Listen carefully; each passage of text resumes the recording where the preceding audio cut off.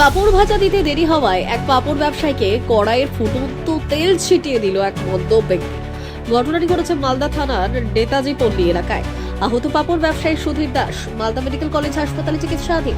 পাঁপড় ব্যবসায়ীর পরিবারের অভিযোগের ভিত্তিতে অভিযুক্ত মদ্যপ খগেন মণ্ডলকে গ্রেপ্তার করেছে মালদা থানার পুলিশ। মনসা পুজো উপলক্ষে মেলায় পাঁপড় ভাজার দোকান বসিয়েছিল আহত ব্যবসায়ী। মালদা থানা নেতাজি পল্লীর বাসিন্দা সুধীর দাস। মেলায় পাঁপড় বিক্রয় করা তার পেশা। এলাকায় মনসা গানের মেলা বসেছিল আর সেই মেলাতে পাঁপড়ের দোকান দিয়েছিলেন। আর সেই মেলাতে মদ্যপ অবস্থায় স্থানীয় বাসিন্দা খগেন মণ্ডল পাঁপড় কিনতে আসেন।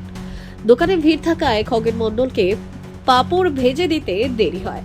শুরু হয় ক্রেতা এবং বিক্রেতাদের মধ্যে বাগবিতণ্ডা।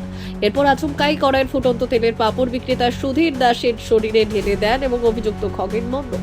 সুধীর দাসের চিৎকার শুনে মেলার অন্যান্যরা ছুটে আসেন। আহত ব্যবসায়ীকে উদ্ধার করে মালদা মেডিকেল কলেজ এবং হাসপাতালে ভর্তি করে।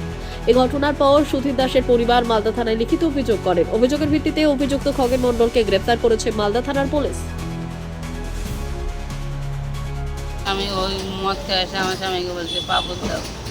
আমার স্বামী বলছে কি দাঁড়াও দিচ্ছে, পাপড় গরমই আছে না, আমি গরম পাপড় নেবো। এই কড়া সারা আর তেল দেওয়া সারা আমার বড় গায়ে। কিভাবে কি করলো? ওই তো কড়াই ধরেই ঢালা দিচ্ছে গায়ের। কড়াই ধরেই? হ্যাঁ। পরে আপনারা কি করলেন? তারপরে তো আমি চিল্লাচ্ছি, কান দিচ্ছি, আমার স্বামী ছাড়া আমার কেউ নেই। কি ব্যবসা করেন আপনি? আমরা এই বাদামের আর পাপড়ের দোকান করি। কালকে কোথায় ব্যবসা করছিলেন? এখানে ওর বাপের কোন জায়গাটা? এই তো জামতুলে মোড়ে। হ্যাঁ, আমরা প্রতিদিনের দোকান, সেখানে অনুষ্ঠান হয় সেখানেই দোকান লাগাই।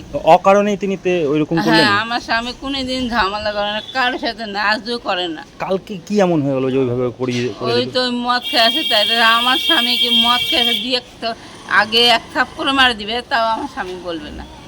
কালকে থাপ্পড় মারতো। এখন আপনার স্বামী কোথায় আছেন? আমার স্বামী এখন ভর্তি আছে ইয়েতে, সদরে। কেমন অবস্থা? এখন খুব খারাপ। কোথায় কোথায় লেগেছে? কোথায় কোথায় লেগেছে কোনো জায়গায় বাদ নেই। শরীরে? হ্যাঁ, কোনো জায়গাতেই বাদ। গরম তেল? হ্যাঁ, গরম পোড়া তেল। খালি চোখটা খালি বাঁচাতে, পুরোটা মুখ পুড়িয়েছে। এখন মানুষের আশা নেই, বাঁচবে কে বাঁচবে। প্রশাসনের কাছে দ্বারস্থ হয়েছেন? না। হ্যাঁ। হ্যাঁ, কি চাইছেন আপনি? আমি আমার স্বামীকে চাই, ভালো চাই। আর তার বিরুদ্ধে হ্যাঁ, পুলিশে যা করবে তাই লিখবো। আমার তো কেউ হারে ফেলে, তোমরাই সব কিছু করবে। হ্যাঁ।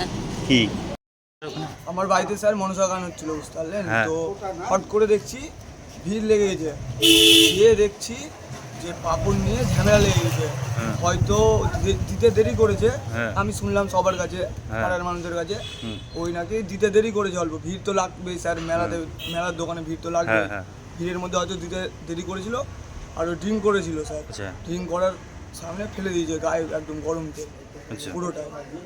আগের মাথায়? হ্যাঁ, আগের মাথায় স্যার ড্রিঙ্ক করেছিল, ওই পুরো ড্রিঙ্ক করেছিল। কত দূরে?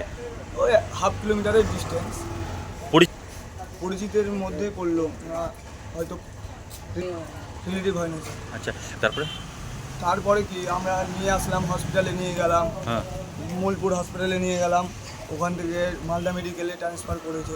আচ্ছা, কেমন অবস্থা আছে এখন স্যার সিরিয়াস অবস্থায় আছে। পুলিশকে জানিয়েছেন বিষয়টা? হ্যাঁ, পুলিশকে জানিয়েছি। কালকে পুলিশ গেছিল রাতে, তো উঠিয়ে নিয়ে ধরা পড়েছে। কি চাইছেন আপনারা? আমরা শাস্তি চাই। ব্যুরো রিপোর্ট, উত্তর বাংলা সংবাদ।